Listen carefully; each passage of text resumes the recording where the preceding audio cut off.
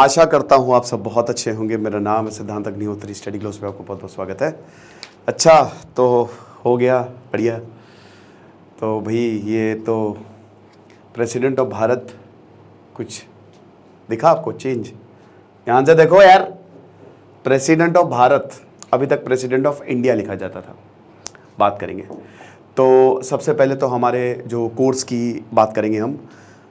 Answer writing का course सिर्फ 490 रुपये में। कहीं पे भी ये कोर्स 10 से 15 हज़ार से कम का नहीं है। 150 प्लस घंटे। कोई भी एग्ज़ाम की आप तैयारी कर रहे हो जिसमें आंसर राइटिंग होती है, of course UPSC and state PCS, हम आपको ये सहूलियत देंगे कि आप ऐसा आंसर लिखिए कि मज़ा आ जाए। क्योंकि हमारे जो फैकल्टीज़ हैं, पहली 2-3 क्लासेस हुई हैं तो सबके सब पगला वैसे भी गए हैं कि सर इतना ज़बरदस्त मज़ा आ गई। तो जो फैकल्टीज़ हैं वो ऑलरेडी उन्होंने इस बार काफ़ी सिलेक्शंस दिए हैं। एसडीएम ऋषि सर, देन नवीन सर, खुशबू मैम, इंदर सर, प्रशांत सर, वेरोनिका मैम। तो आ जाओ फटाक से कोर्स को अवेल करो, मज़ा आएगी।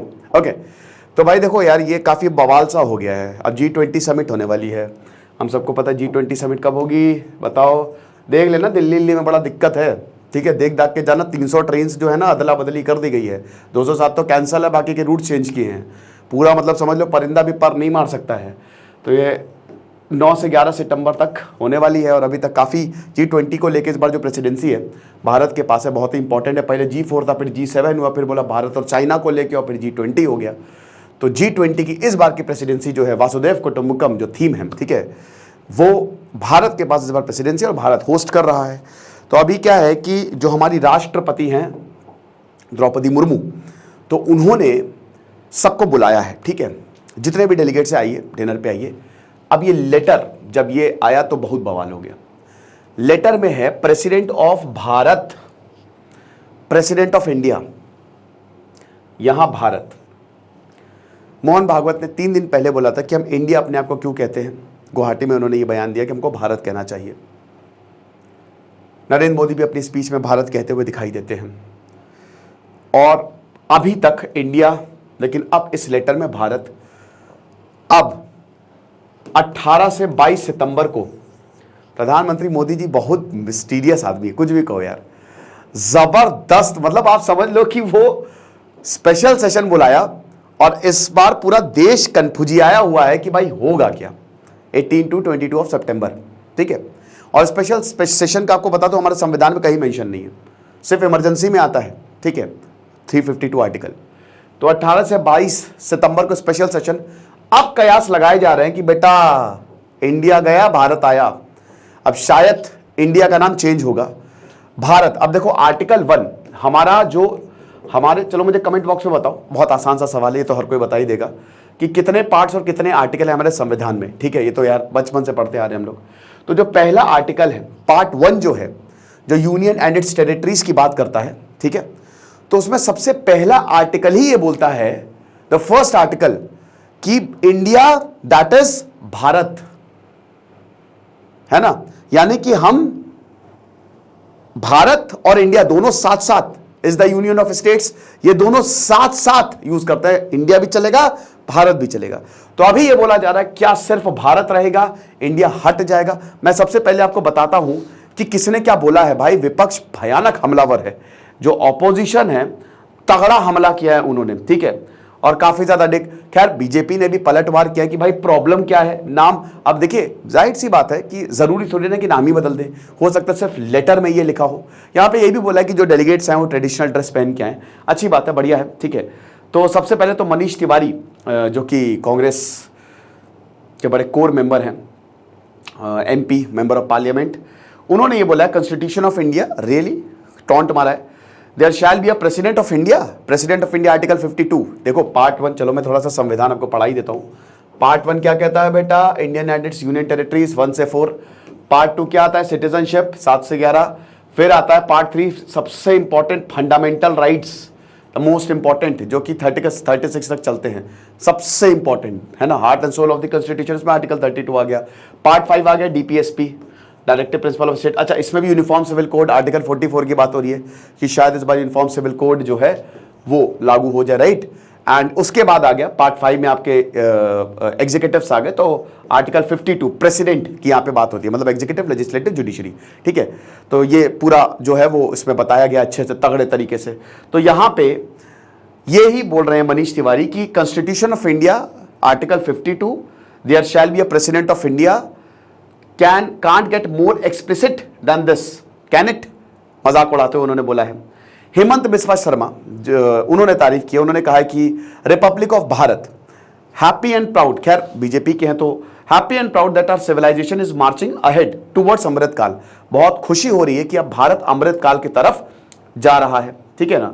जो बीजेपी एमपी हरनाथ सिंह ने भी बोला कि जो ब्रिटिश ने हमको अब्यूजिव वर्ड दिया था, ठीक है, अब हम उससे हटते हुए जो है वो दिखाई दे रहे हैं। जयराम रमेश जो कि जनरल सेक्रेटरी हैं कांग्रेस के, उन्होंने देखिए उन्होंने भी काफी बोला है कि आर्टिकल 1, अब उन्होंने भी तंज कसा है कि आर्टिकल 1 क्या कहता है, Bharat that was India shall be a union of states but now even this union of states is under assault, ठीक है, ये जयराम रमेश ने बोला है। फिर यहां पे राघव चड्ढा जो आम आदमी पार्टी के लीडर है, उन्होंने ये बोला है कि ये जो रिसेंट मूव है जो नाम चेंज करने का, प्रेसिडेंट ऑफ इंडिया से president of Bharat, official G20 invitation जो सबको भेजा है, किस तरीके से और किस अथॉरिटी से बीजेपी जो है वो इंडिया के नाम को स्ट्राइक डाउन कर सकती है, ये सरासर गलत है। आरजेडी एमपी मनोज झा ने ये बोला है, ठीक है, कि बीजेपी जो है अगर वो बहुत ज्यादा मुसीबत में पड़ जाएगी तो ये मतलब अगर इसको जो है वो चेंज करती है तो ऐसे। अभी यहाँ पे बहुत अच्छा बयान था, मैं पीडीपी चीफ महबूबा मुफ्ती ने बोला है कि ये जो बीजेपी ने किया है ये एकदम एक न्यू लॉ है, ठीक है, ऐसा नहीं होना चाहिए था। शशि थरूर ने बोला है कि कोई कॉन्स्टिट्यूशनल ऑब्जेक्शन नहीं है इंडिया भारत को बोलने में, कोई दिक्कत नहीं है, 2 ऑफिशियल नेम है, सरकार जो है इस तरीके से बेवकूफ़ी भरे डिसीजन नहीं लेगी, हम यही उम्मीद करते हैं। और उसके बाद फिर बीजेपी ने इसका बचाव भी किया है कि भाई इनको क्या प्रॉब्लम है, ठीक है, ये चाहते ही हैं, ये ब्रिटिश मानसिकता के लोग हैं, यही चाह रहे हैं, ठीक है। जेपी नड्डा ने भी काफ़ी कुछ बोला है, तो इसमें तगड़ी राजनीति जो है वो शुरू हो गई है। देखिए राजनीति को आप साइड में रखिए, लेकिन यहाँ पे बड़ी बात है, ये बहुत बड़ी बात है, क्योंकि यहाँ पे जो राष्ट्रपति हैं, देश के हेड ऑफ स्टेट होता है प्रेसिडेंट, ठीक है ना, वो सही है कि वो nominal head, real head prime minister ही होता है, ठीक है, इसमें भी हम संविधान का ही हवाला देंगे, बट हेड ऑफ स्टेट होता है और उसने अगर भारत शब्द यूज़ किया है तो फिर कयास तो लगने लाजमी है कि 18 सितंबर से 22 सितंबर को जो मीटिंग होगी माइट बी पॉसिबल कि शायद नेम चेंज के लिए हो जाए, but we have to wait and see. Personally मुझे लगता है कि शायद ऐसा ना हो, क्योंकि फिर तो मतलब ये शायद इतिहास का जब से आज़ादी हुई है उसका सबसे बड़ा फैसला होगा अगर नाम बदलता है, ठीक है। अगर हम संविधान की बात करें, वैसे आपको बता दूं कि संविधान के अमेंडमेंट के लिए आपको आर्टिकल 368 की तरफ जाना पड़ता है, ठीक है। अब आर्टिकल 368 देखिए हुआ क्या ना कि जब इमरजेंसी लगी, इमरजेंसी के बाद ना सबके सब दहशत में आ गए थे। जैसे 42nd अमेंडमेंट एक्ट आया, वो पूरा प्राइम मिनिस्टर ओरिएंटेड एक्ट था। उससे पहले 1975 से पहले भी इंदिरा गांधी बहुत सारे ऐसे संशोधन लेके आई थी, ठीक है, 25, 39, 40, 41, 42 सबसे बड़े, इसको मिनी कॉन्स्टिट्यूशन ऑफ इंडिया भी बोला जाता था, ठीक है। तो यहां पे बहुत सारे चेंजेस किए और बेसिकली पावर यहां पे प्रधानमंत्री को दी। जब इमरजेंसी हटी तो तुरंत 44th अमेंडमेंट एक्ट लाया गया।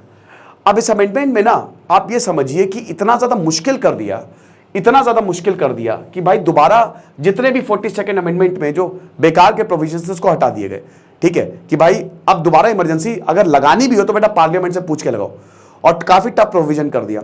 अब यहां पे अगर आपको संविधान का संशोधन, तो पहले तो आपको स्पेशल मेजोरिटी चाहिए 2/3, और उसके बाद सारी के सारी जितने भी विधानसभा उनको बुलाओ, ठीक है, मतलब जितने भी सबको, मतलब सारे राज्यों को बुलाओ, और उसमें भी 50% राज्य जो है विधानसभा वो सहमत होनी चाहिए।